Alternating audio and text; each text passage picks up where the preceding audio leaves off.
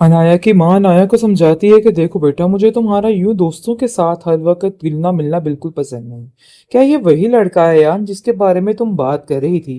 जिस पर वो कहती है कि मैं आपको बहुत जल्द इस बारे में सारी इन्फॉर्मेशन दे दूंगी, लेकिन अभी मुझे इन सब चीजों के लिए काफी ज्यादा वक्त चाहिए। वो चाहती है कि बस अयान के साथ मिलके बारी की जिंदगी को तबाह बर्बाद कर दे। इसी चक्कर में ये सब कुछ कर रही है। आप देखेंगे कि राहिल की माँ कहती है कि मुझे तो समझ नहीं आ रही कि बारी आखिर क्यों दोबारा से तुमसे बात करने की कोशिश कर रहा है। हालांकि वह ये नहीं जानती है कि सब कुछ करने वाली अनाया ही है। अनाया उसको ऐसे ऐसे ड्रामों में फंसाने की कोशिश कर रही है कि वो खुद उससे बात करने पर मजबूर हो जाता है।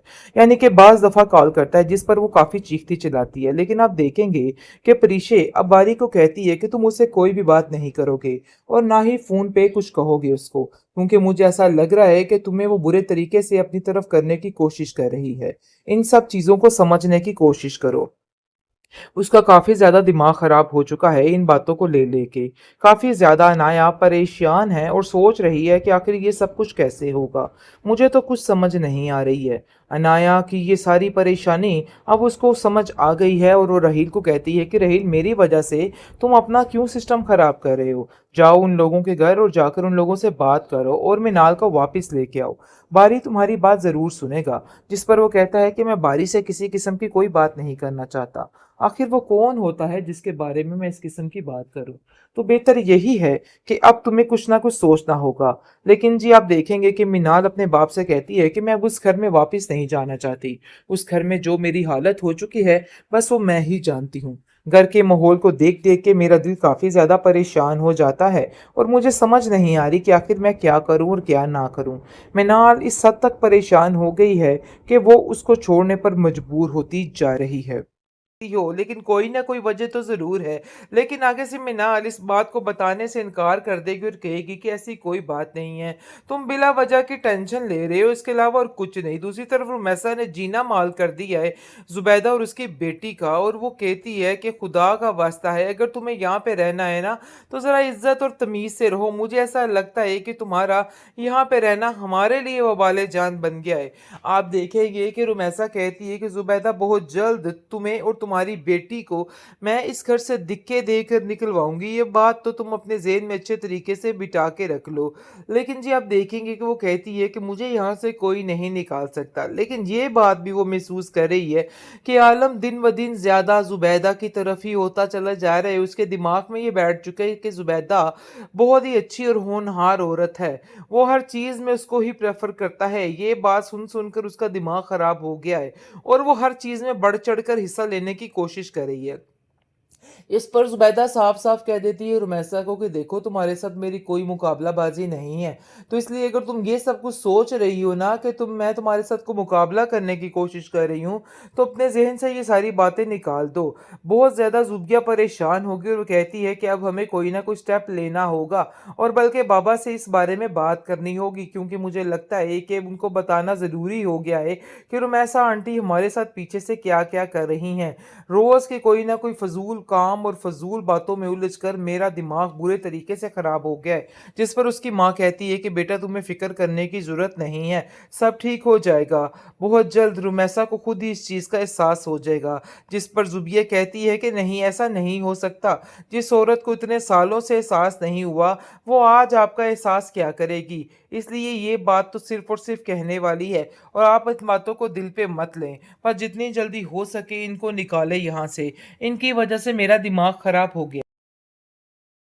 अनाया यान को पूरे तरीके से पट्टू डालने की कोशिश कर रही है। आप देखेंगे कि उसको कहती है कि मैं आपकी हर बात से काफ़ी ज़्यादा इम्प्रेस हूँ, लेकिन हकीकत कुछ और ही है।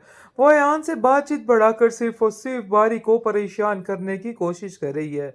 लेकिन जी आप देखेंगे कि नाया के घर वाले काफ़ी परेशान हैं। कहती है कि मुझे तुम्हारा यूं घूमना फिरना भाई बिल्कुल भी पसंद नहीं है। अपने तौर तरीके को बदलो और जल्दी से उस लड़के से मिलवाओ जिससे तुम शादी करना चाहती हो। जिस पर वो कहती है कि मैं आपको बहुत जल्द उससे मिलवा दूंगी, बस मुझे थोड़ा वक्त चाहिए। कुछ लोग हैं जिनको रास्ते से हटाना है, तो फिर सारे मामला ठीक हो जाएंगे। और वो समझ रही है कि परिचय को रास्ते से हटाकर वो सब कुछ हासिल कर लेगी, क्योंकि परिचय की इस तरीके से तजलील करके वो उसको नीचा दिखाने की कोशिश कर रही है, लेकिन उल्टी जो भी बात करती है उस पर ही पड़ जाती है।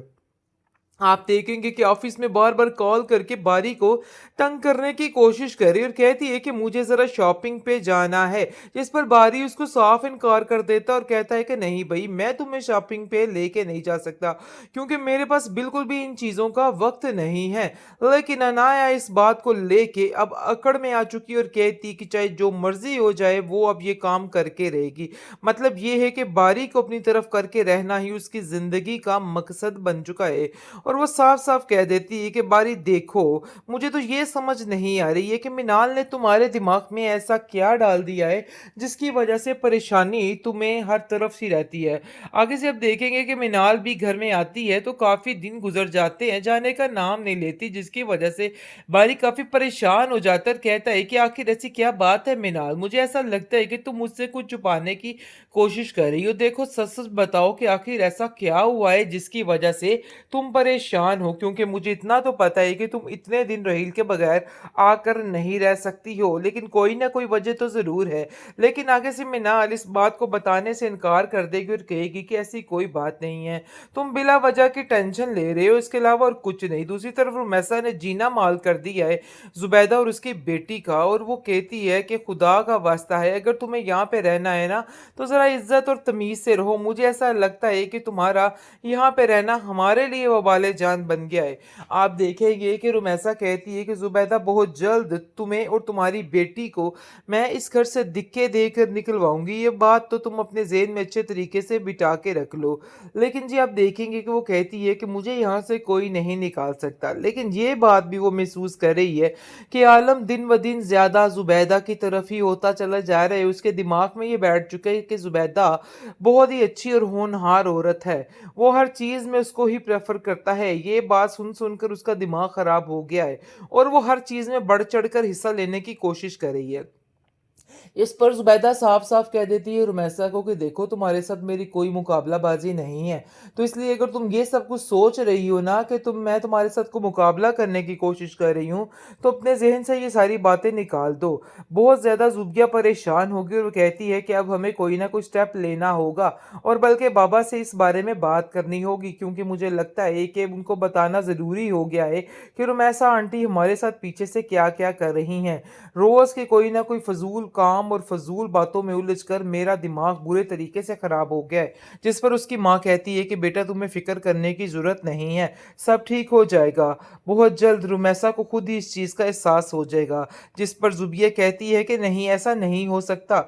जिस औरत को इतने सालों से एहसास नहीं हुआ, वो आज आपका एहसास क्या करेगी? इसलिए ये बात तो सिर्फ़ और सिर्फ़ कहने वाली है और आप इन बातों को दिल पे मत लें। पर जितनी जल्दी हो सके इनको निकालें यहाँ से। इनकी वजह से मेरा दिमाग ख़राब हो गया।